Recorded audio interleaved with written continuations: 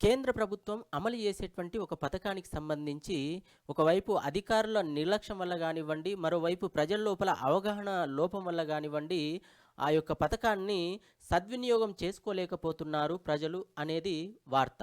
మరి ఆ కేంద్ర ప్రభుత్వం అమలు చేసేటువంటి ఆ పథకం ఏంటి? ఆ యొక్క పథకానికి ఎట్లా దరఖాస్తు చేసుకోవాలి? ఎవరు దరఖాస్తు చేసుకోవాలి? దానికి సంబంధించిన అర్హతలు ఏమైనా ఉన్నాయా? దానికి సంబంధించి ఇంకేదైనా డాక్యుమెంట్లు అధికారులకు అందించాల్సిన అవసరం ఉంటుందా?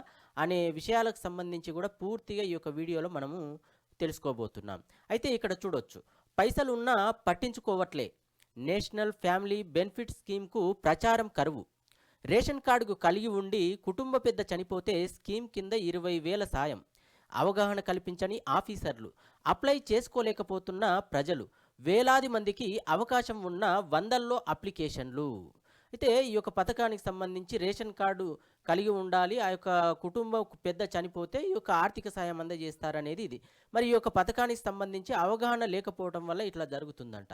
రేషన్ కార్డు కలిగిన కుటుంబ పెద్ద ఏదైనా కారణంతో చనిపోతే బాధిత ఫ్యామిలీకి ఆర్థిక సాయం అందించేందుకు కేంద్రం అమలు చేస్తున్నటువంటి పథకం ఏంటి అనంటే నేషనల్ ఫ్యామిలీ బెనిఫిట్ స్కీమ్. ఎన్ఎఫ్బిఎస్ అని చెప్పేసి అంటారు. అయితే ఈ యొక్క పథకానికి సరైనటువంటి స్పందన అనేది లభించడం లేదు అని చెప్పి తెలుస్తూ ఉంది. లబ్ధిదారులకు ఇచ్చేందుకు సర్కారు ఖజానాలో పైసలు ఉన్నప్పటికీ కూడా మరి రెవెన్యూ ఆఫీసర్ల నిర్లక్ష్యం వల్ల కానివ్వండి, లేదంటే ప్రజల లోపల ఒక అవగాహన లేనటువంటి కారణంగా మరి ఈ యొక్క స్కీమ్కు కూడా అప్లై చేసుకునే వాళ్ళు చాలా తక్కువగా వస్తున్నారంట. అప్లై చేసుకోవటం లేదంట. మరి ఎందుకు అనే కారణాన్ని కూడా ఒక్కసారి మనం చూసినట్లయితే ప్రజల లోపల అవగాహన అనేది లేకపోవటం వల్ల ఆ యొక్క పథకానికి సంబంధించి దరఖాస్తు చేసుకోలేకపోతున్నారు అనేది ఇక్కడ స్పష్టంగా తెలుస్తూ ఉందన్నట్టు. ఈ యొక్క స్కీమ్‌పై ప్రజలకు అవగాహన కల్పించాల్సినటువంటి అధికారులు కూడా అసలు ఇలాంటి స్కీమ్ ఉందన్నటువంటి విషయాన్నే మర్చిపోయారు.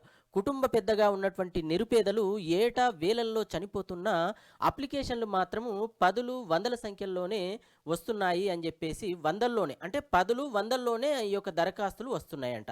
అంత్యక్రియలు చేసేందుకు కూడా ఇబ్బందులు పడేటువంటి కూలీలు అత్యంత నిరుపేదలు సైతం ఈ యొక్క సాయం వాళ్ళకు అందటం లేదు. ఎందుకు అనంటే ఈ యొక్క పథకం అనేది ఒకటి ఉంది అనే విషయం కూడా వాళ్ళకు తెలియకపోవటం వల్ల దరఖాస్తు చేసుకోలేకపోతున్నారు. మరి ప్రభుత్వం అందించేటువంటి ఆర్థిక సహాయాన్ని కూడా వాళ్ళు అందుకోలేకపోతున్నారు. మరి దానికి గల కారణం ఏంటి? అవగాహన. మరి ఒక పథకం తీసుకొచ్చారు అనంటే ఆ పథకం గురించి ప్రజల లోపల అవగాహన కల్పించాల్సిన అవసరం అనేది అధికారుల మీద ఉంది. మరి అధికారులు మరి వాళ్ళకు కూడా ఈ యొక్క స్కీమ్ ఉందా అనే విషయం కూడా కొందరు మర్చిపోతున్నారంట. సో ఈ నేపథ్యంలో ఈ యొక్క నేషనల్ ఫ్యామిలీ బెనిఫిట్ స్కీమ్ ఏదైతే ఉందో ఈ యొక్క పథకానికి సంబంధించి ప్రజల లోపల అవగాహన లేకపోవడంతో చాలామంది దరఖాస్తు చేసేందుకు రావట్లేదంట. ఒకవేళ అవగాహన కల్పించుంటే వాళ్ళు సద్వినియోగం చేసుకునేందుకు అవకాశం ఉంటుంది. చాలా తక్కువ దరఖాస్తులు వస్తున్నాయంట. పదులు లేదంటే వందలోనే ఈ యొక్క దరఖాస్తులు ఉంటున్నాయంట. ఇది పరిస్థితి ఈ యొక్క పథకానికి సంబంధించి. అయితే ఈ యొక్క పథకం ఎట్లా ఇంప్లిమెంటేషన్ చేస్తారు అనే దానికి సంబంధించి కూడా ఒకసారి చూస్తే ఏటా ప్రతి సంవత్సరం అంటే 7,794 కుటుంబాలకు అవకాశం అన్నట్టు. ఈ యొక్క నేషనల్ ఫ్యామిలీ బెనిఫిట్ స్కీమ్ కింద ప్రతి సంవత్సరం కూడా 7,794 కుటుంబాలకు గాను సాయం అందించేందుకు కేంద్రము 15.58 కోట్లు విడుదల చేస్తుందంట ప్రతి సంవత్సరం కూడా. అయితే మరి దీనికి అప్లికేషన్లు మాత్రం వచ్చేది ఎన్ని? వందల సంఖ్యలోనే ఈ యొక్క దరఖాస్తులు వస్తుండడంతో మరి ఆ యొక్క నిధులన్నీ కూడా కేంద్రం మంజూరు చేసేటువంటి నిధులన్నీ కూడా ఖజానాలోనే అట్లాగే ఉండిపోతున్నాయి. ఈ యొక్క స్కీమ్‌ను రాష్ట్రంలో సరిగ్గా అమలు చేయని కారణంగా కూడా దాదాపుగా 30,000 కుటుంబాలకు కూడా ఇచ్చేటువంటి నిధులు కూడా అట్లాగే మిగిలిపోతున్నాయి, మూలుగుతున్నాయి అని చెప్పేసి చెప్పొచ్చు. అయితే రైతు బీమా అంటే తెలంగాణ రాష్ట్రంలో మరి ఈ యొక్క రైతు బీమా అనేది అమలు చేస్తున్నారు కదా. మరి తెలంగాణ రాష్ట్రంలో ఈ యొక్క రైతు బీమా రైతు చనిపోయినట్లయితే వాళ్ళకు ఈ యొక్క రైతు బీమా ఉండటంతో వాళ్ళకు 5,00,000 రూపాయలు అందజేయడం జరుగుతుంది. మరి రైతు బీమా ఇస్తున్నామన్న సాకుతో గత ప్రభుత్వ హయాం నుంచే ఆఫీసర్లు ఈ యొక్క అప్లికేషన్లు తీసుకోవటం మానేశారు అని చెప్పేసి తెలుస్తూ ఉంది. అయితే దీంతో ఎలాంటి బీమాకు నోచుకోనటువంటి కౌలు రైతులు ఉంటారు, కూలీలు, వీళ్లకు మరి దీంతో అన్యాయం జరుగుతుంది. అయితే ఇప్పుడు భూమి కాస్తో కూస్తో భూమి ఉన్నటువంటి వాళ్లకు మరి ప్రభుత్వం అనేది వాళ్లకు రైతు బీమాతో ఒకవేళ ఏదైనా కారణం చేత మరణించినట్లయితే ఈ యొక్క తెలంగాణ రాష్ట్ర ప్రభుత్వం రైతు బీమా అనేది 5,00,000 అనేది ఆ యొక్క కుటుంబానికి అందజేస్తుంది. మరి భూమి ఉన్నటువంటి వాళ్లకు రైతు బీమా అనేది అమలవుతుంది. మరి భూమి లేనటువంటి వాళ్ళు కూడా చాలామంది ఉన్నారు కదా. మరి తెలంగాణ రాష్ట్రంలో భూమి లేనటువంటి వాళ్లకు ఇందిరమ్మ అది ఒక స్కీమ్ అనేది 12,000 ఏడాదికి ఇచ్చేందుకు ఒక పథకాన్ని తీసుకొచ్చారు. మరి భూమి లేనటువంటి వాళ్ళు, కూలీ పనులు చేసుకునేటువంటి వాళ్లకు మరి ఈ యొక్క పథకం తెలిసినట్లయితే మరి వాళ్ళు సద్వినియోగం చేసుకోవడానికి అవకాశం ఉంటుంది కదా. సో దీనివల్ల ఏమవుతుంది అని చెప్పేసి అనంటే అధికారులు ప్రజల లోపల అవగాహన కల్పించకపోవడంతో కూడా మరి ఈ యొక్క పథకానికి సంబంధించి కౌలు రైతులు కానివ్వండి, కూలీలు కానివ్వండి, ఈ యొక్క పథకాన్ని వాళ్ళు సద్వినియోగం చేసుకోలేకపోతున్నారు. వీళ్ళంతా కూడా కూలీలు కానివ్వండి, కౌలు రైతులు కానివ్వండి, భూమి లేనటువంటి వాళ్ళు. భూమి ఉన్నట్లయితే ఈ యొక్క తెలంగాణ రాష్ట్ర ప్రభుత్వము రైతు బీమా అనేది అందజేస్తుంది కదా. మరి ఇట్లాంటి రైతు భూమి ఉన్నటువంటి వాళ్ళకేమో తెలంగాణ రాష్ట్ర ప్రభుత్వం అట్లా బీమా కింద 5,00,000 రూపాయలు ఇస్తుంది. మరి భూమి లేనటువంటి వాళ్ళకు కూడా మరి కొంత వీళ్ళు అవకాశం ఉంటుంది కదా. కౌలు రైతులు కానివ్వండి, లేదంటే కూలీలు ఎవరైతే ఉంటారో కూలీ పనులు చేసుకునేటువంటి వాళ్లకు మరి ఈ యొక్క పథకం అనేది వాళ్ళకు తెలిసినట్లయితే ఏదైనా కారణం చేత ఆ యొక్క కుటుంబ పెద్ద ఎవరైనా చనిపోయినట్లయితే కూడా ఈ యొక్క ఆర్థిక సహాయాన్ని కేంద్ర ప్రభుత్వం అందజేసేటువంటి 20,000 రూపాయలు అందుకోవడానికి కూడా అవకాశం ఉంటుంది. మరి ఈ యొక్క నేషనల్ ఫ్యామిలీ బెనిఫిట్ స్కీమ్కి సంబంధించి అర్హతలు ఏముంటాయి అని చెప్పేసి ఒకసారి చూసినట్లయితే బీపీఎల్ పరిధిలో ఉండి రేషన్ కార్డ్ అనేది కలిగి ఉండాలి అని చెప్పేసి. బీపీఎల్ అంటే మనకు వైట్ రేషన్ కార్డ్ అని చెప్పేసి అంటాం కదా. ఇప్పుడు ప్రస్తుతం తెలంగాణ రాష్ట్ర ప్రభుత్వం మొన్ననే 14వ తేదీన రేషన్ కార్డుల పంపిణీ అనేది ప్రారంభించడం జరిగింది. ఈ యొక్క తుంగతుర్తి నియోజకవర్గంలో సీఎం రేవంత్ రెడ్డి గారు ప్రారంభించడం జరిగింది. అట్లా ఈ యొక్క రేషన్ కార్డు అనేది ఆ యొక్క కుటుంబం కలిగి ఉండాలి అని చెప్పి, ఆ యొక్క రేషన్ కార్డు ఎవరైతే ఆ కుటుంబం కలిగి ఉంటుందో ఆ కుటుంబంలో కుటుంబ పెద్ద ఒకవేళ చనిపోయినట్లయితే, ఏదైనా కారణం చేత చనిపోయినట్లయితే అతడి కుటుంబానికి ఈ యొక్క నేషనల్ ఫ్యామిలీ బెనిఫిట్ స్కీము కింద అప్లై చేసుకునేందుకు అవకాశం ఉంటుందన్నట్టు. అంటే రేషన్ కార్డు ఉండాలి. అదేవిధంగా డెత్ సర్టిఫికెట్, తర్వాత రేషన్ కార్డు, తర్వాత క్యాస్ట్ సర్టిఫికెట్తో పాటు మరి సభ్యుల యొక్క ఆధార్ కార్డులు, అంటే ఆ యొక్క కుటుంబంలో ఎంతమంది ఉంటున్నారో ఆ యొక్క కుటుంబ ఆధార్ కార్డులు అని చెప్పేసి కూడా ఇవ్వాల్సి ఉంటుందంట. అదేవిధంగా ఫ్యామిలీ సర్టిఫికెట్, అదేవిధంగా భార్యది కానీ లేదంటే తల్లిది కానీ పాస్బుక్తో మీ సేవా కేంద్రం ద్వారా ఈ యొక్క అప్లికేషన్ ఫామ్ ద్వారా దరఖాస్తు చేయాలి. మీ సేవ ద్వారా దరఖాస్తు చేయాల్సి ఉంటుందంట మరి ఈ యొక్క పథకానికి సంబంధించి. అయితే ఈ యొక్క అప్లికేషన్ కాపీని కూడా దరఖాస్తు చేసిన తర్వాత మరి మండల తహసీల్దార్ ఆఫీస్ ఉంటుంది కదా, ఆ ఆఫీస్లో వాళ్ళకు అందించాలి. అదేవిధంగా మరి దీంతో పాటుగానే మరి కుటుంబ పెద్ద చనిపోయినట్లయితే ఆ కుటుంబ పెద్ద ఏ విధంగా చనిపోయారు, ఏ కారణం చేత, అది సాధారణ మరణమా, లేకపోతే ప్రమాదం వశాత్తు చనిపోయారా, లేకపోతే ఆత్మహత్య చేసుకున్నారా అనే విషయానికి సంబంధించి కూడా అఫిడవిట్ రూపంలో కూడా మనము ఒక అఫిడవిట్ అనేది అందించాల్సిన అవసరం కూడా ఉంటుందంట. అయితే మరి ఎప్పటి నుంచి దరఖాస్తు చేసుకోవచ్చు అని చెప్పేసి అనంటే 2017 సంవత్సరం నుంచి కూడా ఇప్పటి వరకు ఈ మధ్య ప్రాంతంలో ఎప్పుడు చనిపోయినా కూడా ఈ యొక్క స్కీమ్కు అప్లై చేసుకోవచ్చు.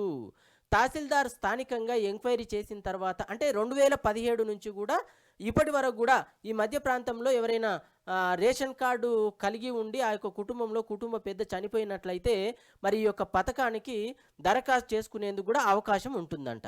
మరి దరఖాస్తు చేసిన తర్వాత ఏం జరుగుతుంది అని అంటే స్థానికంగా ఎంక్వైరీ చేసిన తర్వాత మరి ఆర్డీఓ, ఆ తర్వాత డిఆర్ఓ దీనికి సంబంధించి అప్రూవల్కు పంపిస్తారన్నట్టు. వీళ్ళు డిఆర్ఓ అప్రూవల్కు పంపిస్తారు.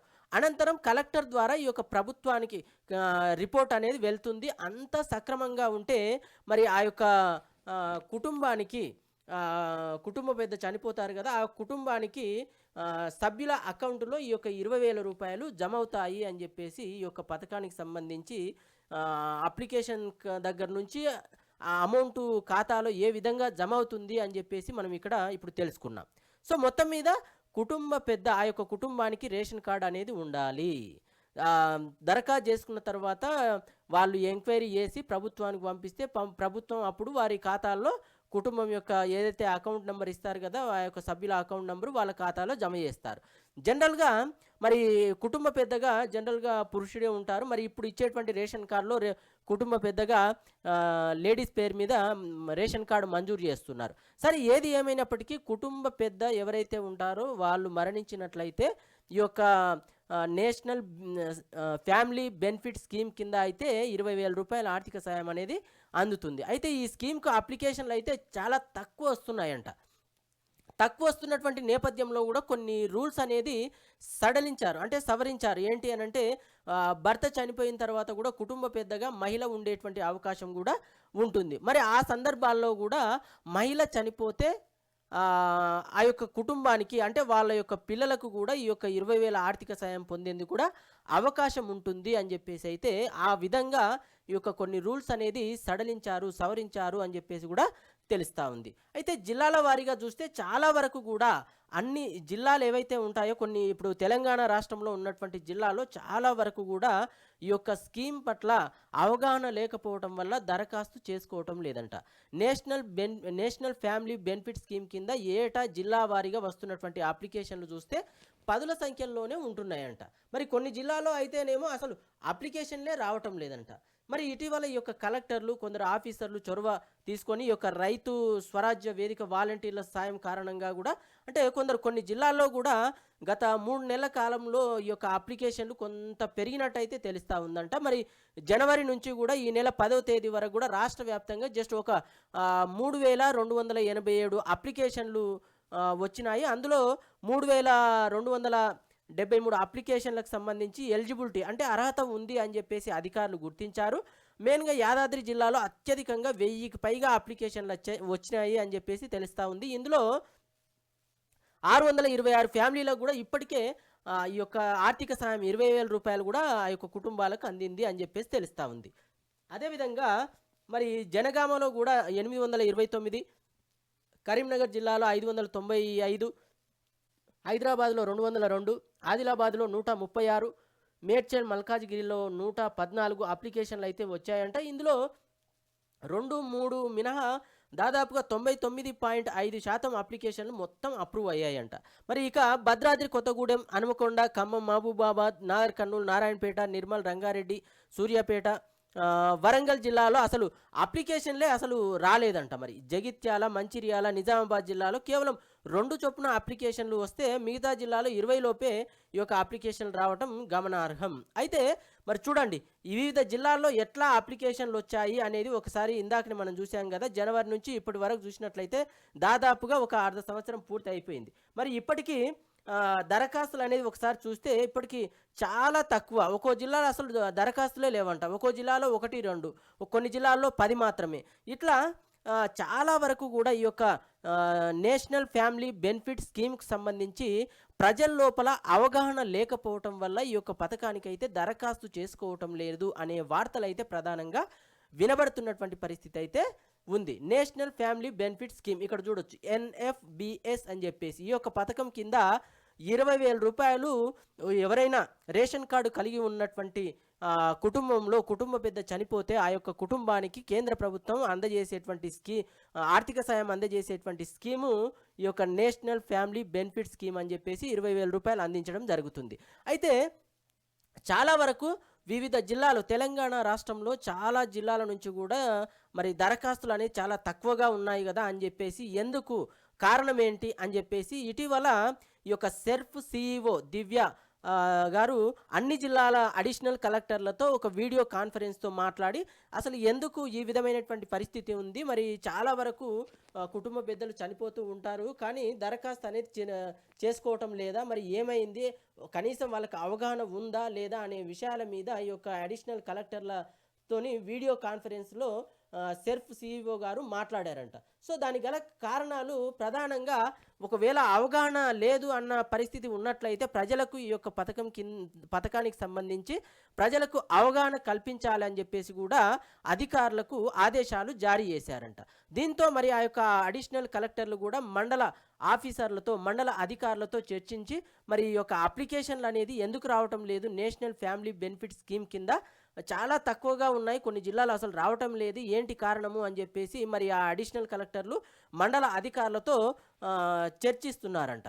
దానికి మరి ప్రధానంగా ఎందుకు అనేది వివరాలు తెప్పించుకుంటున్నారంట, వివరాలు అడిగి అదేవిధంగా మరి వితంతు పెన్షన్లు కోసం చాలామంది మండల ఆఫీసులకు వస్తుంటారు కదా, మాకు పెన్షన్ కావాలి అని చెప్పేసి.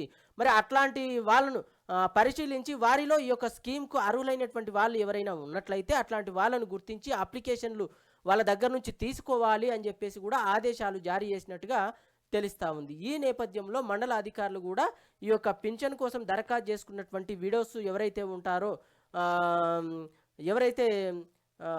వాళ్ళ అప్లికేషన్లు పరిశీలిస్తున్నారు. దాంట్లో ఎవరైనా అర్హత ఉందా, మరి వాళ్లకు ఈ పథకం ఉంది అని చెప్పినట్లయితే దరఖాస్తు చేసుకుంటారు అనే ఆలోచనతో మరి ఈ యొక్క పెన్షన్ కోసం దరఖాస్తు చేసుకున్నటువంటి అప్లికేషన్లు అయితే మండల స్థాయిలో అధికారులు పరిశీలిస్తున్నారు అని చెప్పేసి తెలుస్తూ ఉంది.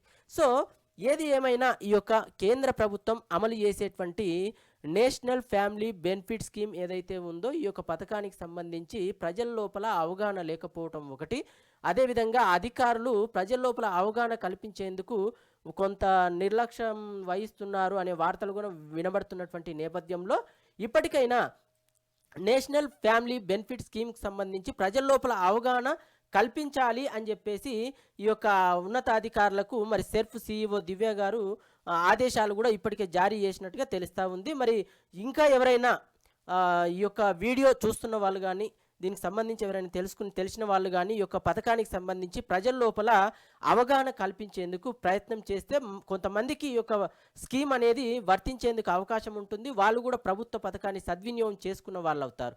వాళ్ళ యొక్క కుటుంబాన్ని కూడా కొంత ఆర్థికంగా వెసులుబాటు కలిగేందుకు కూడా అవకాశం ఉంటుంది.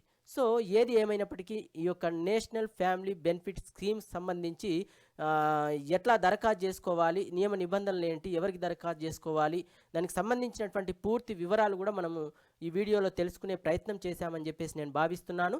వీడియో నచ్చినట్లయితే లైక్ చేయండి, షేర్ చేయండి. ఈ వీడియోకి సంబంధించి మీకేమనిపించింది, ఈ యొక్క నేషనల్ బెనిఫిట్ స్కీమ్కి సంబంధించి అమలు పరిస్థితిపై కామెంట్ రూపంలో మీ యొక్క కామెంట్ కూడా తెలియజేయండి.